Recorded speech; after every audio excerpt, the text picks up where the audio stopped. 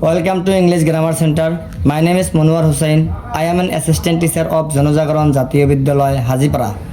মৰমৰ ছাত্ৰ-ছাত্ৰীসকল, আজি আমি এইটো ভিডিঅ'ত কৰিম কোৱেশ্চন নম্বৰ 15 আৰু 16 সলিউশন। ছাত্ৰ-ছাত্ৰীসকল 15 নম্বৰ কোৱেশ্চনত কি কৈছে যে ৰোহিতনৰ 5টা কাৰ্ড দহ, গোলাম, ৰাণী, ৰজা আৰু টেক্কা তলমুৱা কৰি ভালদৰে মিহলোৱা হ'ল। এটা কাৰ্ড যাদৃচ্ছিকভাৱে টনা হ'ল। কাৰ্ডটো ৰাণী হোৱাৰ সম্ভাৱিতা কি? 2 নম্বৰত কৈছে যে যদি ৰাণী টনা হয় আৰু একাকৰীয়াকৈ ৰখা হয়, দ্বিতীয় কাৰ্ডটো টানিলে এটা টেক্কা এজনী ৰাণী পোৱাৰ সম্ভাৱিতা কি? ছাত্ৰ-ছাত্ৰীসকল, আমি পাৰ্ট 1ত তোমালোকক বুজাই দিছিলোঁ যেতিয়া কোৱেশ্চন নম্বৰ 14ৰ এনসাৰ কৰিছিলোঁ, সলিউশন কৰিছিলোঁ, তেতিয়া এই টাচপাতৰ মানে যিখিনি ফৰ্মুলা আছিল, যিখিনি নোটছ আছিল, গোটেইখিনি তোমালোকক বুজাই দিয়া হৈছিল ভালদৰে। সেইটো ভিডিঅ' চালে এইটো অংক তোমালোকৰ বুজাটো অলপ সহজ হ'ব। 15 নম্বৰটোত কি কৈছে যে ইয়াত টোটেল কাৰ্ড কেইটা আছে? 15 নম্বৰ কোৱেশ্চনটোত মুঠ কাৰ্ড মাত্ৰ 5টা আছে। সেই কাৰ্ড কেইটা কি কি আছিল? দহ, গোলাম, ৰাণী, ৰজা আৰু টেক্কা। ইয়াত লিখিব লাগিব যে ইয়াত মুঠ কাৰ্ড আছে, মুঠ কাৰ্ড আছে কেইটা আছে? 5টা।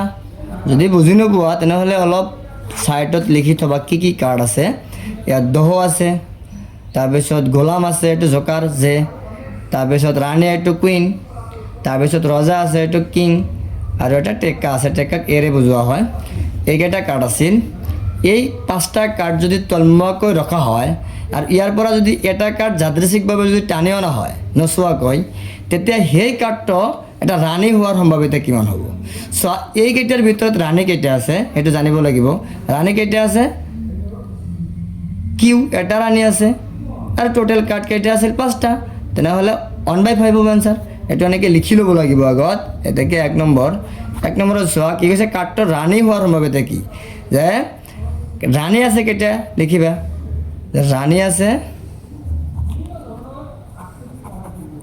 ৰানী আছে মাত্ৰ এটা।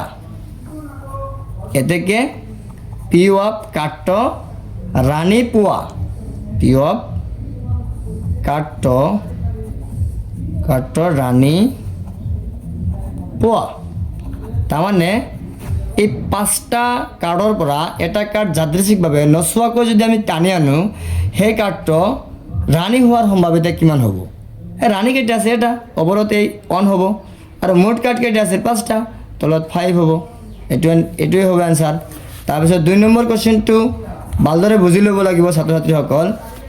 2 নম্বৰ কোৱেশ্চনত কৈছে যে যদি ৰাণী টনা হয় আৰু একাকৰীয়াকৈ ৰখা হয়, তাৰমানে এই 5টা কাৰ্ডৰ ভিতৰত দহ, গোলাম, তাৰপিছত কুইন, কিং, টেক্কা, এইকেইটাৰ ভিতৰৰ পৰা যদি ডাইৰেক্ট কৈ দিছে যদি ৰাণী টনা হয় আৰু একাকৰীয়াকৈ ৰখা হয়, মানে ইয়াৰ পৰা যদি আমি ডাইৰেক্ট মানে দেখি পেলাই যদি আমি ৰাণী টানি আনো, অৰ্থাৎ কিউটো যদি টানি আনো আৰু ইয়াক একাকৰীয়াকৈ যদি ৰাখি দিওঁ, তেনেহ'লে ইয়াত কিন্তু কাৰ্ড থাকিব দহ, গোলাম, কিং আৰু টেক্কা।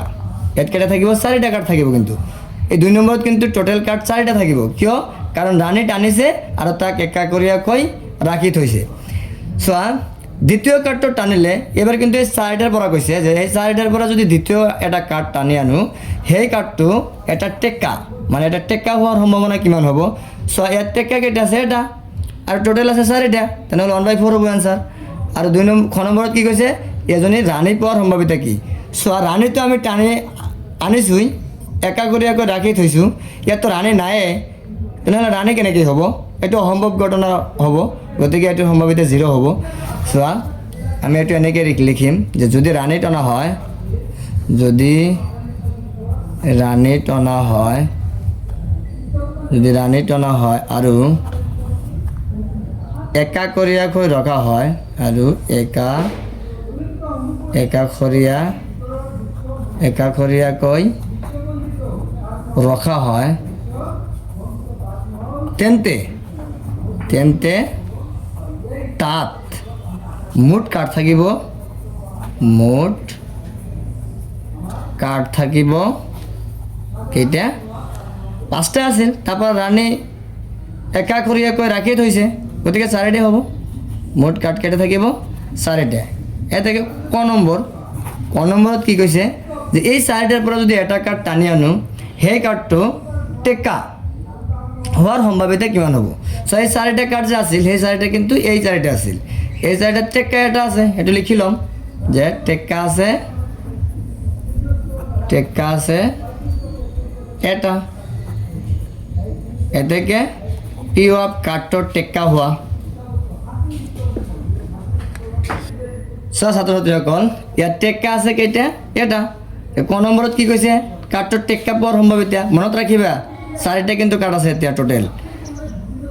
এতেকে কি হ'ব পি অফ কাৰ্ডটোৰ টেক্কা হোৱা, টেক্কা কেইটা আছে এটা, ওপৰত ওৱান, টোটেল কাৰ্ড এবাৰ কেইটা চাৰিটা, এইবাৰ তলত 4 হ'ব, 5 নিলিখিবা দেই। চ' খ নম্বৰত কি আছে পি অফ কাৰ্ডটো এজনী ৰাণী পোৱা। চ' যেতিয়া ইয়াত কৈছিল কি যে যদি ৰাণী টনা হয় আৰু তাক একাকুৰীয়াকৈ ৰখা হয় তেন্তে তাত কাৰ্ড মুঠ কাৰ্ড থাকিব 4টা, কাৰ্ড 4টা থাকিব কিন্তু তাত কিন্তু ৰাণী নাই, ৰাণী কিন্তু নাই, ৰাণীৰ একাকুৰীয়াকৈ থৈ দিছে। গতিকে ৰাণী পোৱাৰ সম্ভাৱিতা কৈছে সেই 4টাৰ পৰা যদি এটা কাৰ্ড টানি আনো আমি কাৰ্ডটো নিশ্চয় ৰাণী নহ'বই, কাৰণ তাত ৰাণী নাই, সেইকাৰণে কি হ'ব এইটো 0/4 হ'ব, ৰাণী নাই যে, গতিকে এইটো এনচাৰ কি হ'ব 0 হ'ব। তাৰপিছত 12 নম্বৰ কুৱেশ্যনটো ছাত্ৰ ছাত্ৰীসকল, 16 নম্বৰ কুৱেশ্যনটো, 16 নম্বৰত কি কৈছে যে 12টা বিয়া কলম দুৰ্ভাগ্যবশত 132টা ভাল কলমৰ লগত মিহলি হ'ল, মাত্ৰ চকুৰে চাই এটা কলম ভাল নে বিয়া কোৱাটো সম্ভৱ নহয়। এতিয়া ঘৰটোৰ পৰা এটা কলম তুলি লোৱা হ'ল, কলমটো ভাল হোৱাৰ সম্ভাৱিতা নিৰ্ণয় কৰা। চ' ইয়াত কি কলম আছিল যে 12টা বিয়া কলম দুৰ্ভাগ্যবশত 132টা ভাল কলমৰ লগত মিহলি হৈছিল। মুঠ কলম কেইটা হ'ব, ইয়াত বিয়া কলম আছিল 12টা, ভাল কলম আছিল 132টা, এই দুটা প্লাছ হ'ব, এই দুটা প্লাছ কৰিলে কিমান হ'ব 132 আৰু 12 144, 144 হ'ব। এইটো এনেকৈ লিখি যাওঁ। 16 নম্বৰ ইয়াত বিয়া কলম আছে কেইটা, বিয়া কলম আছে কেইটা আছে 12টা, বিয়া কলম আছে 12টা, আৰু ভাল কলম কেইটা আছে, ভাল কলম 132টাৰ লগতে 12টা মিহলি হৈ গৈছে। এতিয়া ভাল কলম আছে কেইটা 132টা, তেনেহ'লে ঘৰটোত কিমান কলম হৈ গ'ল, এতিয়া এই দুটা প্লাছ কৰিব লাগিব। এনেকৈ মুঠ কলম আছে কেইটা, মুঠ কলম আছে এইটো 12 + 132, এই দুটা প্লাছ কৰিব লাগিব, দুটা প্লাছ কৰিলে 144 হ'ব, 144টা মুঠ কলম। ছাত্ৰ ছাত্ৰীসকল কি কৈছিল কুৱেশ্যনটোত যে ঘৰটোৰ পৰা এটা কলম তুলি লোৱা হ'ল, কলমটো ভাল হোৱাৰ সম্ভাৱিতা মানে ভালো হোৱাৰ সম্ভাৱিতা কিমান হ'ব। চ' ভাল কেইটা আছে 12, ভাল কলম কেইটা ভাল কলম আছে 132, তেনেহ'লে ওপৰত 132 হ'ব, আৰু মুঠ কলম কেইটা আছিল 144, এইটো তলত হ'ব। এতেকে আমি ডাইৰেক্ট লিখিম, এতেকে পি অফ কলমটো ভাল হোৱা, পি অফ কলমটো ভাল হোৱা মানে কলমটো ভাল হোৱাৰ সম্ভাৱিতা, ভাল কলম কেইটা আছে 132, ওপৰত 132 হ'ব, আৰু টোটেল কলম কেইটা আছে 144, তলত 144 হ'ব। এইটো অলপমান কটাকটি কৰি দিয়া, এইটো যদি আমি 2ৰে কাটি দিওঁ কিমান হ'ব, 13ৰ ভিতৰত 2 কেইবাৰ যায় 6 বাৰ, 6 × 2 = 12, আৰু 1 বাকী থাকিল, এইটো 2ৰ আগত ধৰি লোৱা, এইটো 12 হৈ গ'ল, 12ক 2ৰে কাটিলে আকৌ 6, 6 × 2 = 12, এইটো 7 × 2 = 14, 2 × 2 = 4, আকৌ 2ৰে কাটি দিয়া, এইটো 2ৰে কাটিলে 33 হ'ব, আকৌ এইটো 2ৰে কাটিলে কিমান হ'ব, 7ৰ ভিতৰত 2 যায় 3 বাৰ, 3 × 2 = 6, 7 হওঁতে 1 বাকী, এইটো 2ৰ আগত ধৰিবা 12 হ'ব, 6 × 2 = 12, এতিয়া 36 হ'ব, এইটো আকৌ কাটি দিয়া, এইটো 3ৰে কাটি দিয়া, 3ৰে কাটা যাব চাগে, 3 × 11 = 33 আৰু 3 × 12 = 36, এইটো কি হ'ব আনসাৰ তেনেহ'লে 11/12। ছাত্ৰ ছাত্ৰীসকল এই কাটাকাটি কৰোঁতে ভুল নকৰিবা, যদি কাটাকাটি কৰোঁতে ভুল হৈ যায় একদম এনচাৰটো ভুল হ'ব, কাটি দিব, সেইকাৰণে যদি কাটাকাটি কৰোঁতে যদি ভুল হোৱাৰ চান্স থাকে কাটাকাটি নকৰিবা, এইখিনি ৰাখি দিবা, অন্তত কিছু মাৰ্ক পাই যাবা। থেংক ইউ, আজিৰ ভিডিঅ' এইখিনিয়ে আছিল।